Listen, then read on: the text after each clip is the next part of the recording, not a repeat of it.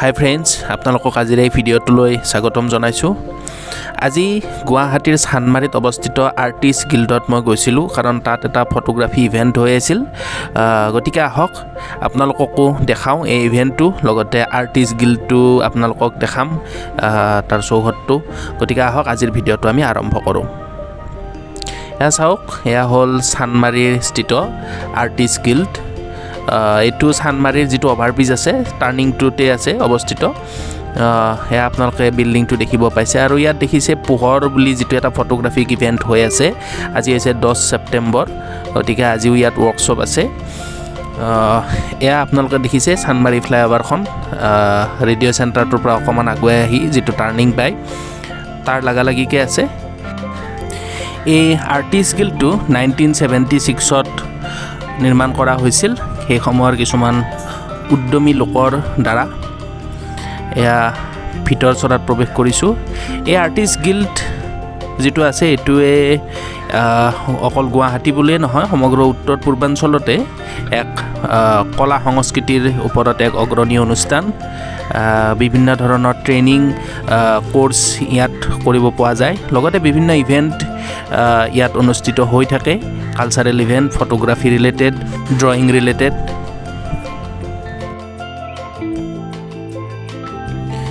ইয়াৰে ওপৰলৈ গ'লে আমি আৰ্ট গেলাৰীটো পাম, আৰু এই আৰ্ট গেলাৰীটোতে আজি হৈ আছে পোহৰ 2022 শীৰ্ষক এই প্ৰদৰ্শনীটো। এয়া আপোনালোকে দেখিব পাইছে বিভিন্ন নিউজ চেনেলৰ সাংবাদিকো আহিছে ইয়াৰ কাভাৰেজটো ল'বৰ কাৰণে। বিভিন্ন ফটোগ্ৰাফাৰে লোৱা ফটোসমূহ ইয়াত এনেকৈ থোৱা হৈছে যাতে আমি চাব পাৰোঁ। ফটোবিলাক আপোনালোকে দেখিছে ধুনীয়াকৈ সজাই থোৱা আছে।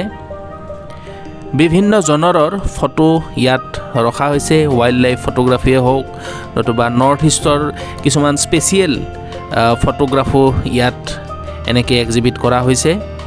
আৰু লগতে আপোনালোকে দেখিছে বিভিন্ন কোম্পানী, কেমেৰাৰ কোম্পানী, কেনন, লেন্স কোম্পানী, এইবিলাকে ইয়াত ষ্টল লগাইছে।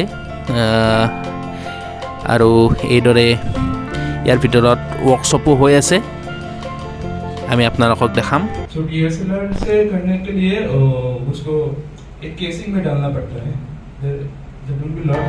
এয়া আপোনালোকে দেখিলে যে ৱৰ্কশ্বপ এটা চলি আছিল। লগতে এই ইভেণ্টটোৰ উদ্যোক্তা এজনক আমি ইভেণ্টটো সম্পৰ্কে কিছু কথা সুধিছিলোঁ, আহকচোন চাওঁ। হয়, আপোনাৰ নামটো জানিব বিচাৰিছিলোঁ। হিমাংক ডেকা, হিমাংক বল্লভ ডেকা। আজি আমি দেখিছোঁ আৰ্টিষ্ট গিল্ডত এনেকুৱা ফটোগ্ৰাফী এক্সিবিশ্যন এটা হৈ আছে, পোহৰ 2022। এইটোৰ ওপৰত অলপ ক'ব নেকি, এইটো ইভেণ্টটো কি হয়? পোহৰ actually photography club of Assam আমাৰ আৰম্ভ হৈছিলে আজিৰ পৰা 10 বছৰ আগতে।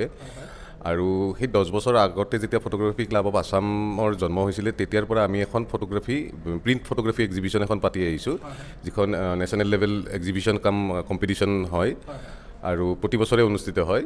তো এইটো আমাৰ 10th ইয়াৰ এডিশ্যন। কিন্তু 2020 আৰু 21ত আমি যিহেতু ক'ভিড ৰেষ্ট্ৰিকশ্যন আছিলে, সেইকাৰণে আমি মানে প্ৰিণ্ট এডিশ্যনটো কৰিব পৰা নাছিলোঁ, কাৰণে 2020ৰ পৰা আমি অনলাইন এডিশ্যনটো আৰম্ভ কৰিছিলোঁ, ডিজিটেল এডিশ্যনটো আৰম্ভ কৰিছিলোঁ pohor.co.in। আৰু প্ৰথম 20 আৰু 21ত আমি ডিজিটেলতে আছিলোঁ। এইবাৰৰ পৰা আমি আকৌ ডিজিটেল আৰু প্ৰিণ্ট দুইটাই একেলগে কৰি আছোঁ। এতিয়া আমাৰ এখন প্ৰিণ্ট এক্সিবিশ্যন 8 তাৰিখৰ পৰা আৰম্ভ হৈছে, অহাকালিলৈকে চলিব। অহাকালি আমাৰ ক্লোজাৰ চেৰিমনি আছে 5টা বজাত। আৰু এতিয়া ডিজিটেল এক্সিবিশ্যনটো লাইভ হৈ আছে pohor.co.in বুলি ৱেবছাইটটোত গ'লে চবেই 6টা বেলেগ বেলেগ জনাৰত আমি ফটোগ্ৰাফবিলাক ডিছপ্লে কৰিছোঁ, যেনে portrait photographs, nature, travel, North East. আমাৰ এক্সিবিশ্যনত আমি এটা স্পেচিয়েল কেটেগৰী ৰাখোঁ, সেইটো হৈছে নৰ্থ ইষ্ট বুলি, essence of North East. North ইষ্টক ৰিপ্ৰেজেণ্ট কৰিব পৰা যিকোনো ধৰণৰ photo, it may be a portrait, it may be a cultural event, তেনেকুৱা ধৰণৰ নৰ্থ ইষ্টক ৰিপ্ৰেজেণ্ট কৰিব পৰা যিকোনো ফটো আমি সেই জনাৰটোত ইনক্লুড কৰোঁ। তেনেকৈ 6টা বেলেগ বেলেগ জনাৰত আমি ফটো ডিছপ্লে কৰি থৈ দিয়া আছে pohor.co.in। ৰাইজে চাব পাৰিব ভিজিট কৰি পেলাই। আজি আমাৰ প্ৰিণ্ট এক্সিবিশ্যনৰ উপৰিও আমাৰ বেলেগ বেলেগ ইভেণ্ট চলি আছে, ৱৰ্কশ্বপ চলি আছে।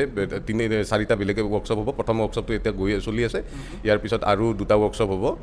তো বেচিকেলি এইখিনিয়ে আমাৰ মানে এক্সিবিশ্যনটোৰ বেকগ্ৰাউণ্ড বা এক্সিবিশ্যনটোৰ হিষ্ট্ৰী হয় ইয়াৰ পৰা আমি প্ৰতিটো জোনাৰত বেষ্ট ফটোগ্ৰাফছবিলাকক এৱাৰ্ড দিম এৱাৰ্ডবিলাক আমাৰ অহাকালি ডিক্লেয়াৰ কৰা হ'ব আৰু এৱাৰ্ডবিলাকত এখন চাৰ্টিফিকেট অফ মেৰিটৰ লগতে আমি কেছ এৱাৰ্ড দিওঁ অলমষ্ট 95,000ৰ কেছ এৱাৰ্ড এই বছৰৰ কাৰণে আছে বেলেগ বেলেগ মানে জোনাৰত বেলেগ বেলেগ শিতানত এইবাৰটো বাৰু হৈ গ'ল মানে যদি কোনোবাই ইয়াত ফটো দিব বিচাৰে পাৰ্টিচিপেট কৰিব বিচাৰে এইটো কেনেকৈ কৰিব এইটো আচলতে আমাৰ কি হয় আমাৰ ফেচবুক গ্ৰুপ এটা আছে আমি আমাৰ গোটেই ফটোগ্ৰাফী ক্লাব অফ আছামত আমাৰ ৰেজিষ্টাৰ্ড মেম্বাৰৰ উপৰিও আমাৰ মানে অনলাইন মেম্বাৰ আছে অলমষ্ট 1,40,000 আমাৰ অনলাইন মেম্বাৰ আছে ফটোগ্ৰাফী ক্লাব অফ আছাম বুলি যিটো আমাৰ ফেচবুক গ্ৰুপ আছে আমি আমাৰ যিকোনো ইভেণ্ট অকল এক্সিবিশ্যন বুলি নহয় আমাৰ যিকোনো ইভেণ্ট আমি প্ৰতি মাহতে ফটো ৱাক পাতোঁ photo walk is nothing but an kind of workshop which we organise in the very spot itself আমি কেতিয়াবা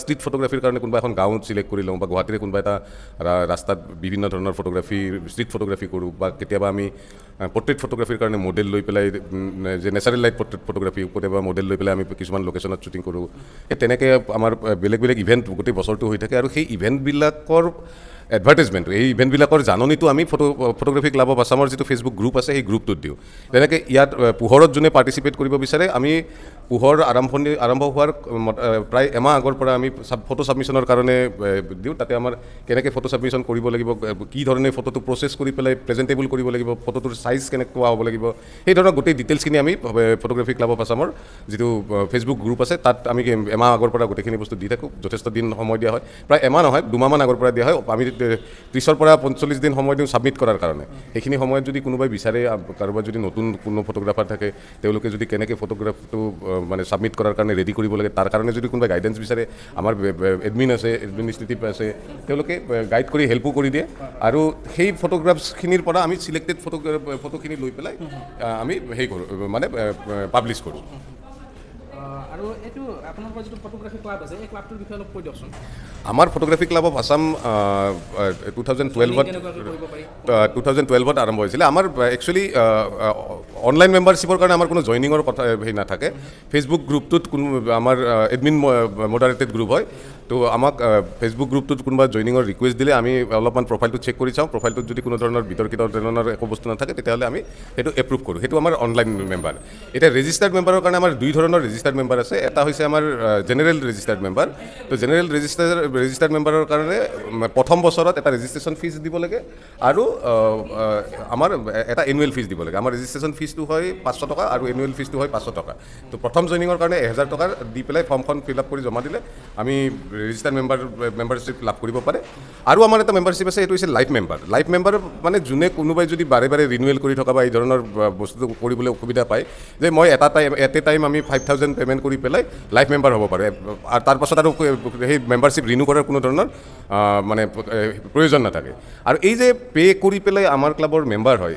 সেই তাৰ কাৰণে আমি এটা বেনিফিট হিচাপে আমি এই যে বিভিন্ন ধৰণৰ এক্সিবিশ্যন পাতোঁ যেনে ফটো ৱাকৰ কথা ক'লোঁ বা বছৰত আমি 2 বা 3টা ৱৰ্কশ্বপ কৰোঁ কেনেকৈ ফটো এটা হৈছে বেছিক ফটোগ্ৰাফীৰ ওপৰত ৱৰ্কশ্বপ কেনেকৈ ফ্ৰেমিং কৰিব লাগে কেনেকৈ কেমেৰাত মানে ছেটিংছ কৰিব লাগে ফটোশ্বপত কেনেকৈ ফটোটো লৈ পেলাই প্ৰেজেণ্টেবল কৰি এডিট কৰিব লাগে এই ধৰণৰ ৱৰ্কশ্বপবিলাক কৰোঁ আমি street photography wild life photography তেনেকুৱা ধৰণৰ কেম্পবিলাক কৰোঁ আমি এই কেম্পবিলাকৰ কাৰণে যিবিলাক ৰেজিষ্টাৰ্ড মেম্বাৰ থাকে এই ৰেজিষ্টাৰ্ড মেম্বাৰবিলাকে এই ধৰণৰ ইভেণ্টবিলাকত এণ্ট্ৰিটো ফ্ৰী পায় আমি কোনো ধৰণৰ এণ্ট্ৰি ফিজ নলওঁ আজি এতিয়া আমাৰ ৱৰ্কশ্বপ চলি আছে দিনটোত 3টা ৱৰ্কশ্বপ হ'ব এই 3টা ৱৰ্কশ্বপৰ কাৰণে চব ৰেজিষ্টাৰ্ড মেম্বাৰে জইন কৰিছে এই ৰেজিষ্টাৰ্ড মেম্বাৰখিনিক আমি ফ্ৰী অফ কষ্ট ৱৰ্কশ্বপটোত জইন কৰিবলৈ দিওঁ কিন্তু আৰু ইভেণ্ট কেতিয়াবা আমাৰ পেইড ইভেণ্ট কিছুমান হয় যেনে কাজিৰঙা টুৰ কৰিলোঁ আমি মানাহ টুৰ কৰিলোঁ তেতিয়া কি হয় আমি সেইবিলাক অ'পেন ফৰ অল কৰি দিওঁ আমাৰ অনলাইন মেম্বাৰেও সেইবিলাকত পাৰ্টিচিপেট কৰিব পাৰে বা ৰেজিষ্টাৰ্ড মেম্বাৰেও পাৰে অনলাইন মেম্বাৰে পাৰ্টিচিপেট কৰিব লাগিলে যিটো ফিজ হ'ব সেইটো 100% ফিজ পে'মেণ্ট কৰিব লাগিব কিন্তু ৰেজিষ্টাৰ্ড মেম্বাৰে যদি সেই ইভেণ্টত পাৰ্টিচিপেট কৰিব লাগে তেতিয়াহ'লে তেওঁলোকে 50% বা 25% বা 70% পে'মেণ্ট কৰি পেলাই তেওঁলোকে সেই ইভেণ্টবিলাকত জইন কৰিব পাৰে সেইটো আমি ৰেজিষ্টাৰ্ড মেম্বাৰবিলাকক সেই ধৰণৰ বেনিফিটখিনি দিওঁ নাই নাই আমাৰ অফিচটো আৰ্টিষ্ট গিল্ডত নহয় আমাৰ অফিচ একচুৱেলি জয়ানগৰত 6 মাইল জয়ানগৰত আমাৰ অফিচ আছে অফিচত গৈ কৰিব পাৰে কিন্তু আমাৰ বেচিকেলি আমাৰ যিমানখিনি এক্সিকিউটিভছ আছে বা এডমিন আছে, সেই গোটেইখিনি এইটো এটা হবিহে, আমি কোনো প্ৰফেশ্যনেলি এইটো কাম কৰা নাই। গতিকে আমাৰ নিজৰ নিজৰ বেলেগ বেলেগ প্ৰফেশ্যন থাকে, গতিকে অফিচত সদায় ৰেগুলাৰলি বহিবলৈ সুবিধা নাথাকে। তো বেচিকেলি যিবিলাক ৰেজিষ্ট্ৰেশ্যন কৰা হয় সেইবিলাক আমি অনলাইন কৰোঁ। আমাৰ নিউ মেম্বাৰ PCA বুলি @gmail.com বুলি এটা ইমেইল ID আছে। সেই ইমেইল IDটোত জইনিং ৰিকুৱেষ্টটো দিলে আমি ডিটেইলছখিনি দি দিওঁ। তেওঁলোকে ফৰ্মখন ফিল আপ কৰি স্কেন কৰি ইমেইলত সেইখন আমাক দি পেলাই আমাৰ যিটো ফিজ থাকে সেই ফিজটো পে'মেণ্ট কৰি পেলাই পে'মেণ্টৰ যিটো ট্ৰানজেকশ্যন শ্লিপ এখন থাকে তাৰ ফটো এখন দি পেলাই আমাক দিলে আমি একাউণ্টছৰ লগত পে'মেণ্টটো মেটচ কৰি চাই পেলাই আমি মেম্বাৰজনক জইনিংটো কৰি দি পেলাই যিখিনি আই কাৰ্ড বা তেনেধৰণৰ জইনিং ডকুমেণ্ট থাকে সেইখিনি ডকুমেণ্ট আকৌ তেখেতৰ মেইল IDত আমি পঠাই দিওঁ। থেংক ইউ ছাৰ, ভাল লাগিল। ইয়াত আপোনালোকে দেখিব পাইছে বিভিন্ন ফটোগ্ৰাফী ৰিলেটেড লেন্স আৰু কেমেৰাৰ বিপণী। আমি কেনন কেমেৰাৰ যিটো বিপণী আছে তাত কিছু কথা কেমেৰা সম্পৰ্কে জানিব বিচাৰিছিলোঁ। First of all thank you आप ये कवरेज करने के लिए। मेरा नाम है नीलंजन और मैं नॉर्थ ईस्ट को एज ए SSO कैनन को रिप्रेजेंट करता हूँ। तो अभी सर ने जो पूछा है हमसे उसका अभी मैं ये आंसर बोलना चाहता हूँ कि अभी हाल ही में 2 नया कैमरा कैनन की तरफ से लॉन्च किया गया है और उसका एक है ये R10 जो APS-C सेंसर पे है और दूसरा है ये R7, ये भी APS-C सेंसर पे लॉन्च किया गया है। इस दोनों जो कैमरा है ये दोनों ही स्पेशली फ्रॉम जो बिगिनर लेवल का जो है उसके लिए भी ये यूजेबल है और जो स्ट्रीट फोटोग्राफी या मान लीजिए कि जो वेडिंग काम करता है उनके लिए भी कर सकता है। और ये APS-C है तो इसलिए ये R7 जो कैमरा है इससे आप वाइल्ड लाइफ फोटोग्राफी भी कर सकते हैं क्योंकि ये क्रॉप सेंसर है और क्रॉप में कुछ ज़्यादा इफेक्टिव नहीं होता जो मतलब जो वाइल्ड लाइफ फोटोग्राफर होता है क्योंकि बाद में उसको क्रॉप करना ही पड़ता है। ऐसा था देखो नॉर्मल लोग जो होता है कैमरा और फोटोग्राफी के बारे में इतना नहीं जानता है, लेकिन उनको एक इच्छा होता है कि हम लोग एक DSLR खरीद ले। तो ऐसा कुछ बेसिक सा DSLR है क्या जो कि नॉर्मल लोग भी यूज़ कर सकता है? अभी आपने जो पूछा है इसके लिए भी आंसर है हम लोगों के पास। कैनन ने अभी M50 Mark II बोल के हमारा एक मिररलेस कैमरा है जो APS-C में है, जो बिगिनर लेवल का है। मान लीजिए कि जिसको फोटोग्राफी के बारे में उतना ज़्यादा नॉलेज नहीं है, वो खुद के लिए पर्सनल यूजेस के लिए कैमरा खरीदना चाहते हैं, तो उसके लिए भी ये कैमरा काफ़ी हद तक इफेक्टिव रहेगा क्योंकि इसमें उतना ज़्यादा मतलब बहुत ईजी हैंडल कर सकते हैं इसको। इसका जो मेनू बटन है मान लीजिए कि वो पहले तो एक्चुअली क्या होता है ना, ज़्यादातर बिगिनर फोटोग्राफर ऑटो में ही शूट करते हैं। तो ऑटो में शूट करने में एक्चुअली कुछ फ़ायदा नहीं है क्योंकि ऑटो में आप कुछ कर नहीं सकते। ऑटो में जब आप कैमरा से किसी शॉट को ले रहे हैं या किसी इमेज को कैप्चर कर रहे हैं तो as a light condition camera खुद ब खुद सब कुछ सेट कर लेता है। लेकिन जब धीरे धीरे जाके आप मैनुअली फोटोग्राफी करना शुरू कर देंगे तब जाके ये जो एंट्री लेवल का कैमरा के बारे में मैंने अभी बताया आपको M50 Mark II, तो ये काफ़ी हद तक कस्टमर के लिए अच्छा रहा है और जो फीडबैक मिला है हम लोगों को आगे कस्टमर लोगों के साथ, क्योंकि ये बहुत ही ईजी हैंडलिंग कर सकता है। ये एक कॉम्पैक्ट कैमरा है और लाइट वेट कैमरा है और इसका फोकसिंग भी बहुत ज़्यादा इफेक्टिव है। ये हमने कस्टमर लोगों से ही हम लोगों को फीडबैक मिला है। ब्लॉगिंग के लिए भी अच्छा है और स्ट्रीट फोटोग्राफी के लिए भी अच्छा है। और यहाँ पे जो एग्जीबिशन हो रहा है यहाँ से अगर खरीदेंगे कुछ डिस्काउंट वगैरह मिलेगा क्या, और जो कुछ ऑफर वगैरह है क्या, मतलब दुर्गा पूजा भी आ रहे हैं इसके लिए कुछ ऑफर है क्या? और एक्चुअली अभी यहाँ पर जो ये हमने एक्टिविटी कर रहे हैं यहाँ पर हम लोगों की तरफ से ऐसा कुछ हो नहीं रहा है कि डिस्काउंट वगैरह के बारे में। अगर मान लीजिए कि आप यहाँ पर आ रहे हैं एग्जीबिशन को देखने के लिए, फिर आप लोग अपने स्टॉल पे आ रहे हैं कैनन के स्टॉल पे, यहाँ पर आपने कुछ जनरेट करके गया कि मैं आगे जाके ये प्रोडक्ट लूँगा, तो हमारे बहुत सारा स्टोरेज है यहाँ पर। जैसे कि हमारा बहुत सारा ऐसी मल्टीब्रांड स्टोर में भी कैनन का प्रोडक्ट मिलता है और हमारा एक एक्सक्लूसिव शोरूम भी है चांदमारी में यहाँ पर इमेज स्क्वायर पे। आप वहाँ पर जाइए, वहाँ पर हम लोगों का एग्जीक्यूटिव है, वहाँ पर सारे डिटेल्स उन लोगों को बताया गया है कि क्या हद तक क्या डिस्काउंट वगैरह है या पूजा का क्या ऑफर है। वहाँ से आप लोग ये सब कुछ जानकारी लेके फिर परचेस कर सकते हैं। Okay sir, thank you. তাত দুপৰীয়াৰ লাঞ্চো দিছিলে, আপোনালোকে দেখিছে এয়া চাওমিন আৰু মাঞ্চুৰিয়ান কাৰী। এই ইভেণ্টটোতে এজন ফটোগ্ৰাফাৰক লগ পাইছিলোঁ, তেখেতৰ পৰা ফটোগ্ৰাফী সম্পৰ্কে কিছু কথা জনাৰ চেষ্টা কৰিছিলোঁ। হয়, এতিয়া মই আছোঁ আমাৰ অসমৰ এজন ফটোগ্ৰাফাৰ আৰু ফিল্ম মেকাৰ, তেখেতৰ নাম অৰূপ মজুমদাৰ। তেখেতৰ পৰা আমি ফটোগ্ৰাফীৰ কিছুমান বেছিক কনচেপ্ট জানিবৰ কাৰণে চেষ্টা কৰিম। Myself Arup Majumdar. I'm a visual artist, photographer and filmmaker from Assam. I used to do a lot of documentaries and feature shots. So right now I'm working independently. So my studio name is Paintfish Studios. So that will be in Barak Valley, Silchar. So we can do the filmmaking thing and after movie. So just Google it, Paintfish Studios. You will get all the information. Yeah, thank you. Sir आप थोड़ा जो viewers है उनको बताइए जो photography में क्या क्या चीज़ ध्यान रखना चाहिए मोबाइल फोटोग्राफी में, जो नॉर्मल जो फोटो खींचते हैं जिसका शौक है, तो कैसे इंप्रूव कर सकते हैं हम लोग फोटोग्राफी? बेसिकली फोटोग्राफी में ये देखिए कंपोजिशंस वगैरह, रूल ऑफ थर्ड ये रूल होता है, तो उसको फॉलो कीजिए, उसको देखिए कंपोजिशन कैसे क्या डालना है, सब्जेक्ट ऐसा। थोड़ा रूल ऑफ थर्ड बता सकते हैं क्या? रूल ऑफ थर्ड बेसिकली एक फोटोग्राफी का ग्रामर है तो उसको कैसे क्या डालना है, एक कॉम्पोजिशन क्रिएट करने के लिए ये वाला एक पैटर्न है। तो just Google it, rule of third, you will get all the information. Basically आप देखिए, कोई अगर फ़ोटो खींचते हैं तो मतलब लेमन भाषा में यही बोलेंगे, एक अच्छे से मोबाइल को पहले होल्ड कीजिए। तो डोंट स्ट्रेस, मोबाइल को इतना स्ट्रेस मत दीजिए। मतलब रश में फ़ोटो लेते हैं तो that photo will be shake, मतलब शेक में वो फ़ोटो ख़राब होता है, वो अच्छा नहीं आता है। तो बेसिकली मोबाइल को अच्छे से होल्ड कीजिए, पहले उसको फोकस कीजिए, टैप दिस। अगर आप फ़ोटो खींचते हैं तो सब्जेक्ट के ऊपर मोबाइल में अभी फीचर्स आ गया है, तो उसको टैप कीजिए, that will be focused and you will get the photograph in sharp photo.